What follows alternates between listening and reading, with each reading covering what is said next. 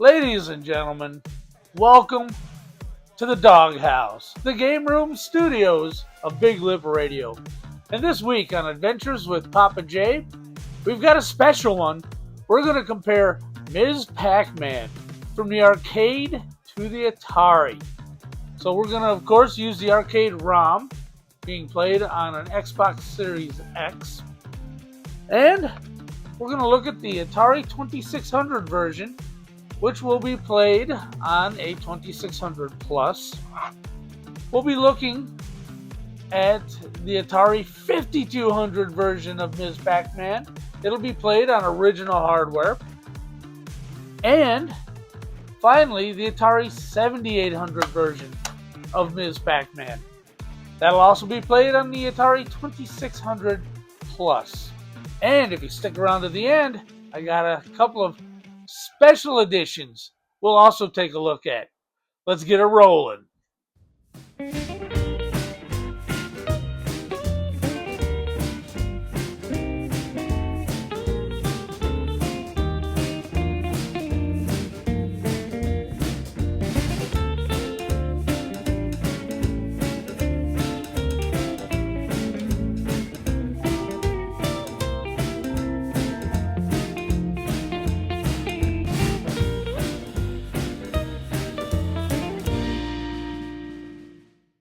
Here is the arcade version. Again, played on the Xbox Series X.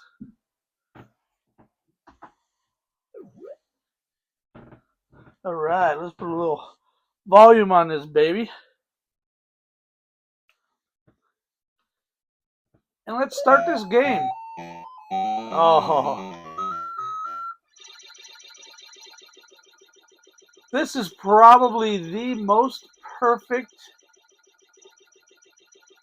sequel that's ever been made. Yeah. Come on, follow me through. Ain't gonna do you no good. Oh, alright. Yeah, this is probably the most perfect sequel that's ever been made. And I don't think you could argue. Oh, that went the wrong way. I don't think you could argue that Pac-Man is better than Ms. Pac-Man. Oops. We could certainly argue about the cultural impact of each game, as Pac-Man was a genre-defining and generation-defining game. But it's got sideshows.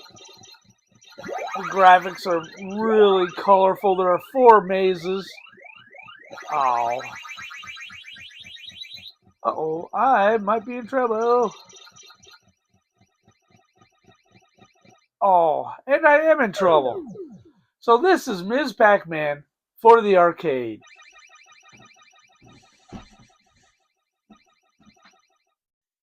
So here's Ms. Pac-Man for the Atari 2600.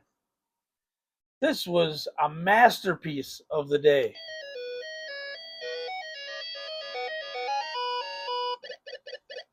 Sure, there's no background music or anything like that. But,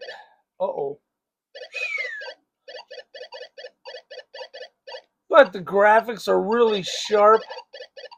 There's plenty of flickering to be had, but not near as bad as the original Pac-Man. That guy, he thought he was going to be smart. Got him.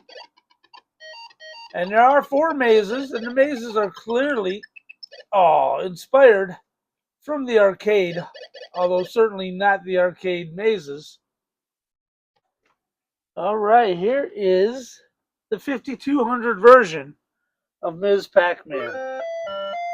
Oh, you can hear the music is much better. Moves a little bit slowly,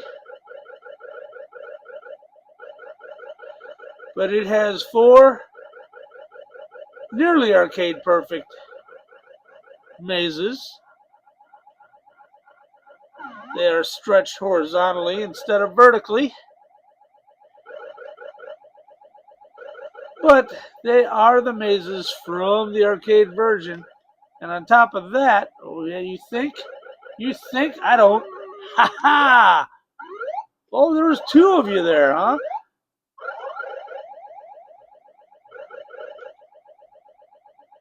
Oh, got you! Yeah! Look at that, Mommy. I ate all of my dinner.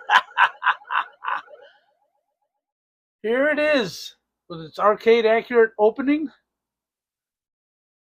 Graphics are slightly better than the 5200. And the speed is much increased.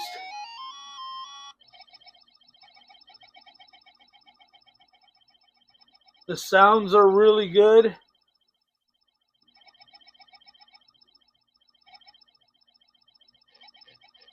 Ooh-wee. The fruit is actually multicolored instead of monochrome, and it looks amazing. Ms. Pac-Man herself. Ooh, that was close, boys. Ms. Pac-Man herself looks incredible. Got you. Can I do it? Oh, yeah, I can. Oh, yes, I can. As I said before, I don't think there's been a more perfect sequel to any game than Ms. Pac-Man. Look at that. Uh-oh. Woo, that was close. Let's just call this one a win. Uh-oh, I missed it. And it's not a win.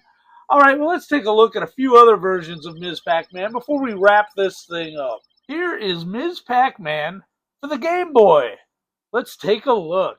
Ms. Pac-Man for the Game Boy. How did they do? Let's take a look. Uh-oh.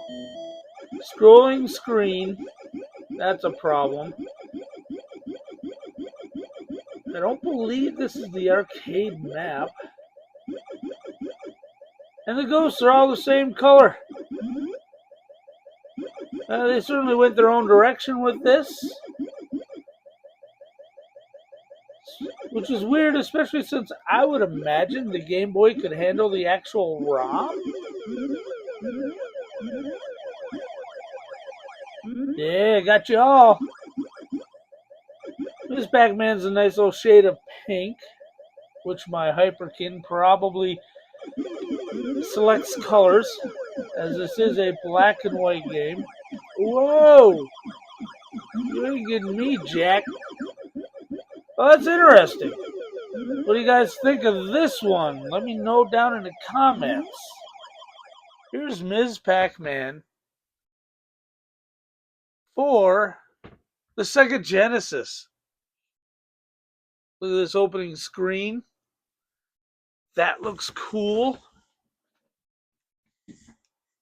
Just let this play out a little bit and take a look at it.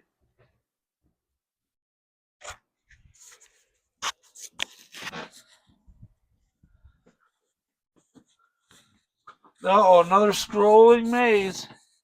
You know we don't like scrolling mazes. Let's take a look. How's it sound? How's it play? Oh, the sounds are off.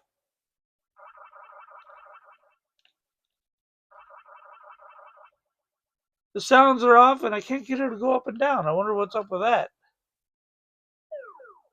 Well, anyway, that foible aside, it went for its own. There we go. It went for its own unique look,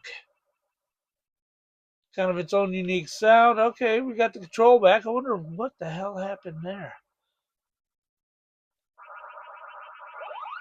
Kind of a cell shaded 3D look. Oh, so it's not too bad. Well, let's go ahead and wrap this thing up. All right, so Ms. Pac-Man from the arcade to Atari. What do we think? I actually think the Atari 8-bit did a better job of replicating Ms. Pac-Man Then the more modern 8-bits, like the Game Boy or the Sega Genesis, which is 16-bit.